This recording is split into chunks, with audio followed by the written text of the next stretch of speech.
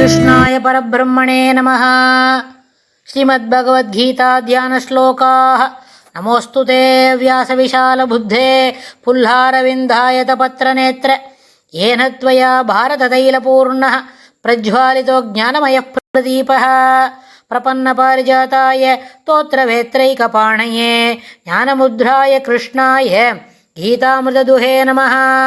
सर्वोपनिषदो गावो दोक्ता गोपालनन्दनः पार्थो वत्सत्सुधीर्भोक्ता दुक्तं गीतामृतं महत्। वसुदेवसुतं देवं कंसचाणूरमर्दनं देवकी परमानन्दं कृष्णं वन्दे ஜெகத்குரும். அடுத்தது 18வது அத்தியாயத்தில் 74வது ஸ்லோகம். சஞ்சய உவாச்ச இத்யகம் வாசுதேவஸ்ய பார்த்தஸ்ய ச மகாத்மனः சம்வாதமிமம் அஸ்ரௌஷம் அத்புதம் ரோமஹர்ஷணம். இத்யகம் வாசுதேவஸ்ய பார்த்தஸ்ய ச மகாத்மனः சம்வாதமிமம் அஸ்ரௌஷம் அத்புதம் ரோமஹர்ஷணம். இந்த ஸ்லோகத்துலேருந்து அடுத்த ஒரு 3-4 ஸ்லோகத்துக்கு சஞ்சயர் சொல்லி இந்த விஷயத்தை, இந்த அத்தியாயத்தில் இருக்கிற விஷயங்களை முடிக்கிறார். ஆனால் போன ஸ்லோகத்தில் அர்ஜுனன் சொல்லியா, நஷ்டமோகம் ஸ்மிருதிஹி தொத் பிரசாதான் மயாச்சுத அப்படின்னு சொல்கிறார். அதுக்கப்புறம் என்ன சொல்கிறாரு, என்னுடைய மனக்கலக்கம் மதிமயக்கம் வெளிப்பட்டது, மதிமயக்கம் நாசமடைந்து விட்டது. என்ன பண்ணுறார், கரிஷ்யே வச்சனம் தவ, உன்னுடைய வார்த்தைகளை மீறாமல் நான் செய்கிறேன் அப்படின்னு போன ஸ்லோகத்தில் அர்ஜுனன் சொல்லச்சேவே இந்த பகவத்கீதையை சொல்லி கொடுத்த அந்த பிரகரணம் இருக்கே அது நிறைவு பெறுறது. ஆனால் இந்த பகவத்கீதையை சொல்கிறதுக்கும் அப்புறம் இது எங்கே நடக்கிறது, ஒரு பேட்டில் ஃபீல்டில் சண்டை ஆரம்பிக்க போகிறது. அப்போ போய் நான் சண்டை போட மாட்டேன்னு அர்ஜுனன் எனக்கு ரொம்ப குழப்பமாக இருக்குது அப்படின்னு சொன்னதுனால இதை அப்படியே நிறுத்திட்டு பெருமாள் என்ன பண்ணுறார், அவனுக்கு 1.5 மணி நேரம் இதெல்லாம் சொல்லி கொடுக்குறார், ஒரு முகூர்த்த காலம்.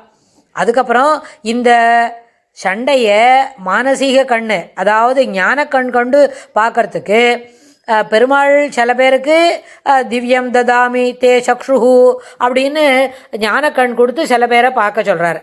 அப்புறம் வியாசர் இந்த சண்டை எப்படி நடக்கிறது, இதனோட அவுட்கம் என்ன, ஒரு நாள் என்ன நடந்து எப்படி முடியறது, அது யாரெல்லாம் ஜெயிக்கிறா, யாருக்கு தோல்வி வரும் போல் இருக்குது, யாரோட படைகளை பின்வாங்கி போகிறது அப்படின்லாம் சொல்லறதுக்கு திருதராஷ்டிரனுக்கு எடுத்து சொல்கிறோம். திருதராஷ்டிரனுக்கு ஜென்மத்திலேயே அவர் என்ன பார்வை குறைபாடு உள்ளவர், பார்வைஹீனன்.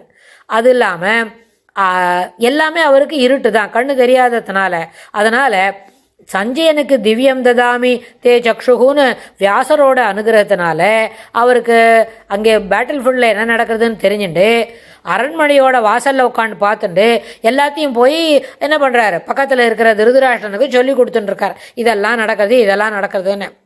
அந்த மாதிரி நடக்கச்சு இது ஒரு நாள் இந்த 18 அத்தியாயத்துலேயும் ஒரு அத்தியாயம் முடியும் பொழுதோ நடக்கும் பொழுதோ it is a live commentary. நம்ம மேட்ச் எல்லாம் பார்த்தா ஒரு காமெண்ட்ரி சொல்கிறோமே, அதுபோல் காமெண்ட்ரி இங்கே என்ன நடக்கிறதோ அது அத்தனையும் சஞ்சயன் தான் மனக்கண்ணால் பார்த்து திருதராஷ்டிரனுக்கு சொல்லின்னு இருக்கா போல.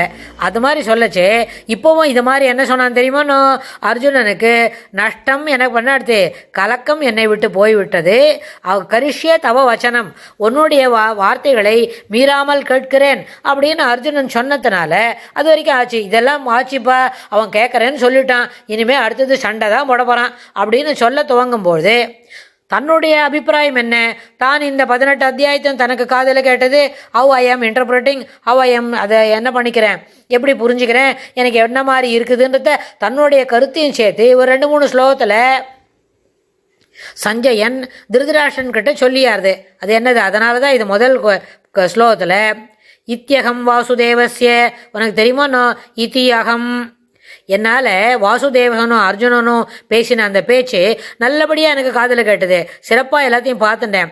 அதனால் இந்த வாசுதேவனுக்கும் மகாத்மனஹா பார்த்தஸ்ய, ஏன் மகாத்மா அர்ஜுனன்னு கேட்டால் அவனுக்கு பெருமாள் பக்கத்தில் உட்காந்து நல்ல விஷயம் சொல்லித்தரார், புத்தி சொல்கிறார்.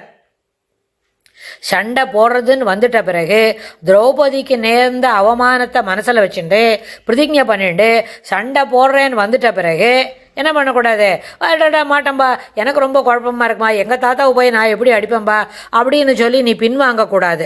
அதனால் என்ன பண்ணணும்? கண்டிப்பாக சண்டை போடணும். அவசியம் சண்டை போட வேண்டியது அத்தியாவசியம். ஜனங்களை பரிபாலனம் பண்ண வேண்டியது உனக்கு தலையாய கடமை அப்படின்லாம் பெருமாள் சொல்லி கொடுத்தார் அப்படின்னு சொல்லிட்டு இமம் ரோமஹர்ஷணம் அத்புதம் சம்வாதம். இந்த பெருமாளும் ஸ்ரீகிருஷ்ணரும் பார்த்தனும் ஒருத்தருக்கொத்தர் பேசின்றாலே இந்த 1.5 மணி நேரம் 1.25 மணி நேரம், அது எப்படி அதை நினைச்சாலே அதை காதில் கேட்டாலே ரோமஹர்ஷணம் மயிர் கூச்சல் எரிகிறது. ரொம்ப மனசுக்கு சந்தோஷமாக இருக்குது. இது ஒரு அற்புதமான சம்பாஷணை, மனம் புலகாங்கிதம் அடைகிறது. அதனால் அஸ்ரௌஷதம் இதை நான் காது கொடுத்து வாங்கிட்டேன். நன்னா மனசில் தீர்மானமாக எல்லாமே புரிஞ்சுட்டுது எனக்கு. ஆனால் நீ தான் பார்க்கவே இல்லையே, எனக்கு நன்னா காது கட்டுது, நான் அது எல்லாத்தையும் கேட்டுண்டு ராஜா உங்களுக்கு நான் சொல்கிறேன் அப்படின்னு சஞ்சயன் சொல்கிறது. ஏன் சஞ்சயனுக்கு வியாசர் திவ்யம் ததாமி தே சக்ஷுன்னு அந்த திவ்ய கண்ணு கொடுத்து காதில் ஞான கண் கொடுத்து இதை காக்க சொன்னார்னு கேட்டால், சஞ்சயனுக்கு 2 விதமான மனம் கிடையாது. பார்த்ததை பார்த்த பிரகாரம் சிறப்பாக சொல்கிற பழக்கம். அதில் அது என்ன இருக்கோ அதை சொல்லுவார். அது அவனுக்கு பிடிச்சாலும் சொல்லுவாங்க, பிடிக்காட்டையும் சொல்லுவார். அதுதானே இருக்குது. அது மனுஷனா அப்போ இந்த கலியுகத்துக்கு முன்னாடி துவாபர யுகத்தில் இருந்தவாளுக்கும் என்ன இருக்குது? 4 விதமானது. அப்புறம் என்ன 4 விதம்? என்ன அசூயை, அதுக்கப்புறம் ஜலஸு, என்வி, அதெல்லாம் இருக்கும் தான். ஆனால் கூட அந்த கூட்டத்துலேயும் சஞ்சயனுக்கு இதெல்லாம் கிடையாது. பார்த்ததை பார்த்த பிரகாரம் சொல்லுவார். அவருக்கு பிடிச்சாலும் சொல்லுவார், பிடிக்காதும் சொல்லுவார். பிடிக்காது இருந்தால் கூட எதிராளி கேட்கவனுக்கு பிடிக்கலன்னா கூட அங்கே என்ன நடந்ததோ நிஜமான ஒரு சீனை அவர் டிஸ்கிரைப் பண்ணுவார். என்ன வெர்பாட்டிமா, அதில் அவருக்கு எந்த விதமான என்ன வித்தியாசமும் கிடையாது. அதனால தான் வியாசர் இவன் மாற்றாத சொல்வன், இவன் அப்படியே இருக்கட்டும் அப்படின்றதுனால அவனுக்கு அப்படி ஒரு அனுகிரகம் பண்ணி, நீ என்ன பண்ணுற, என்னப்பா சஞ்சயன் இதெல்லாம் கேட்டுவிட்டு திருதராஷ்டிரனுக்கு இங்கே என்ன நடக்கிறதுன்னு அப்பப்போ அவனுக்கு சொல்லிகிட்டேரு அப்படின்னு சொல்லி அனுகிரகம் பண்ணார். அந்த அனுகிரகத்தினால சஞ்சயனுக்கு இது எல்லாமே என்ன அப்படியே ஸ்பஷ்டமாக ஒரு லைவ் டெலிகாஸ்ட் பார்க்குறத தன் வீட்டு வாசலில் பார்த்துட்டு, அரண்மனை வாசலில் பார்த்துட்டு, அது அப்படியே பக்கத்தில் இருக்கிற திருதராஷ்டிரனுக்கு இதை சொல்லின்னு இருக்கார். அஸ்ரௌஷம் அத்புதம் ரோமஹர்ஷணம்னு, அதாவது காது கொடுத்து வாங்கினேன் இந்த அற்புதமான சம்பாஷணை. பெருமாள் என்னெல்லாம் காட்டினார் தெரியுமோனோ அப்படின்னு ஒன்றா சொல்லி அவங்ககிட்ட எடுத்து சொல்கிறார். அதே மாதிரி அடுத்த 2-3 ஸ்லோகத்துக்கும் சஞ்சயனே இப்படி சொல்லியாருது. அடுத்த ஸ்லோகத்தில் என்ன சஞ்சயன் சொல்கிறார் திருதராஷ்டிரனுக்குன்னு நம்ம கேட்டுக்கலாம். ஸ்ரீ கிருஷ்ணாய துப்யம் நமஹ.